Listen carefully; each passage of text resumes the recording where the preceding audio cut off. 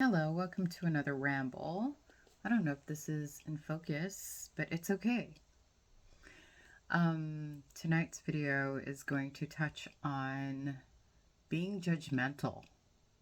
I feel like, I don't know, as an INFJ, I feel like for most of my life, I have been super judgmental, super critical. And I'm just realizing, like, just within the past year or year and a half, that that is so detrimental, especially if you're doing it in the context of demonizing someone or demonizing yourself. You know? Yeah, so when I was younger, um, up until, like I said, about a year and a half ago, I was like super judgmental. Do you understand what I'm talking about? Super judgmental, super critical, and I was probably the most judgmental and most critical towards myself. And I think if you've been watching my videos for some time, it starts with you, right? So if you're being hypercritical and hyper judgmental towards yourself, obviously that is just going to overflow into your external interactions and experiences, so yeah, I don't know what happened. I feel like, I don't know, maybe I got tired of of living like that. Because if you think about when you judge someone or judge yourself, it has like a very heavy, kind of like a very sharp and very heavy energy to it. It's like being very, very, it's almost bordering abuse. Does that make sense? I don't know if I'm making sense. And I don't even know if that's the best way to describe it. But it's definitely the opposite of loving yourself. It's definitely the opposite of accepting yourself, of caring for yourself, of being kind, of giving yourself grace. It's the complete opposite. And I know, like, to some degree and to a certain extent, like, I guess being judgmental can be a useful tool if used correctly, like any tool. Like a hammer can build a house, or a hammer can, like, cause harm to someone. You know what I mean? Like, same thing, same concept applies. So, like, yeah, sometimes you want to judge something so that you can, I guess, recognize if it's something you want to invest in or something you don't want to invest in. Like, I guess, I don't know if that's even the right way to describe that. But when you're constantly, like, holding yourself to a extremely high standard of perfectionism, and you're not able to reach or maintain that level of excellence, and then you're putting yourself down by being judgmental or critical, that is absolutely detrimental to your well being. And it's also abusive. Think about it. Growing up, I know this is kind of personal, but growing up, I'm so grateful now that I look back on these things. I had a mother that was just the kindest, most loving, most accepting person ever. And my stepdad was the complete opposite. So already I was experiencing contrast, and since I was a child. He was very, like, verbally abusive, mentally abusive, um, very critical, very judgmental. Everything I did was wrong. I could never do anything right, and my mom was the opposite.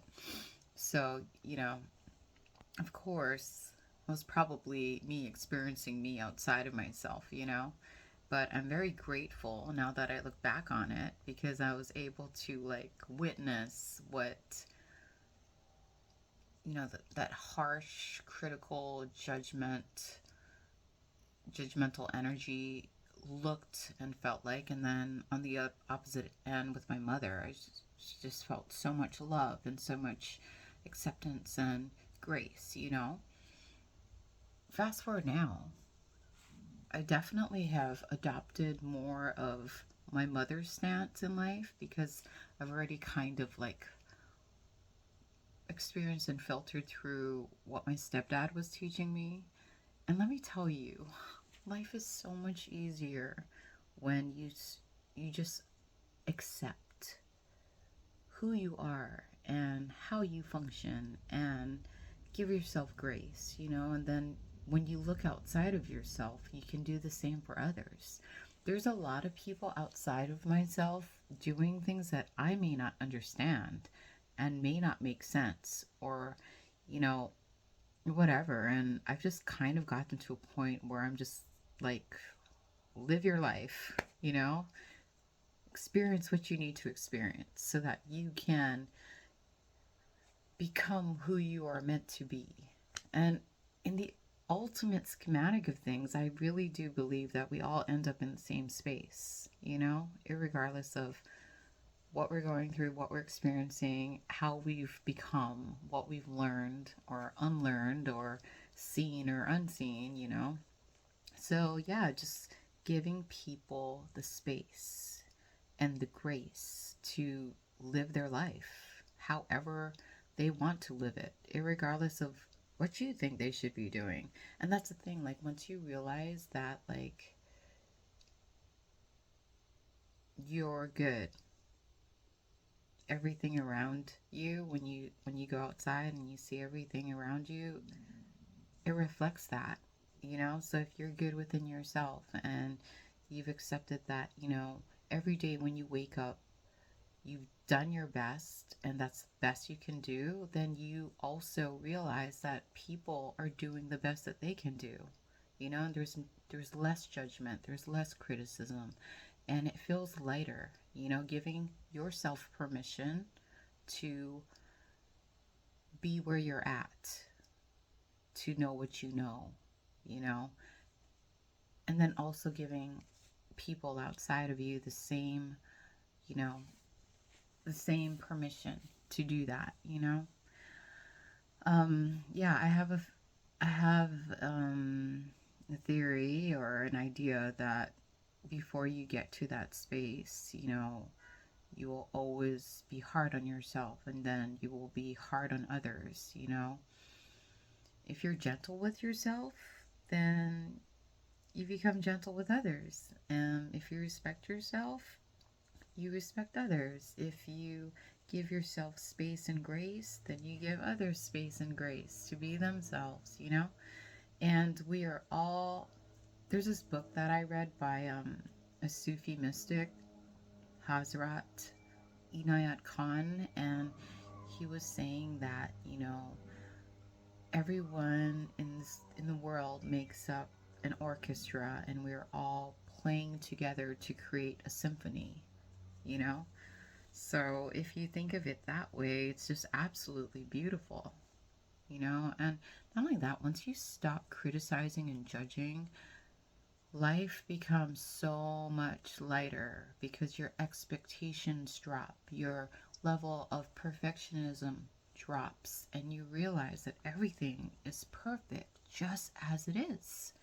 You know, obviously, I don't know, like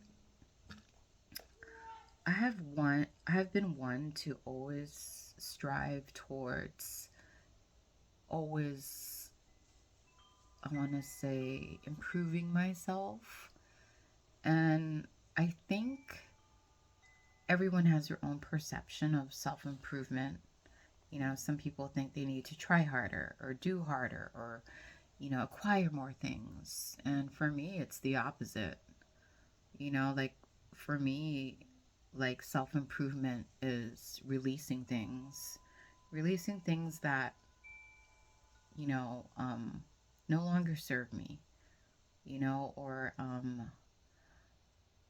practicing things that make me feel more balanced and aligned, allowing myself to let things in effortlessly and even release things effortlessly, so that's like my perception of self-improvement. It's not like acquiring more things or trying to become something I am not, or trying to fit into spaces that I obviously don't fit into.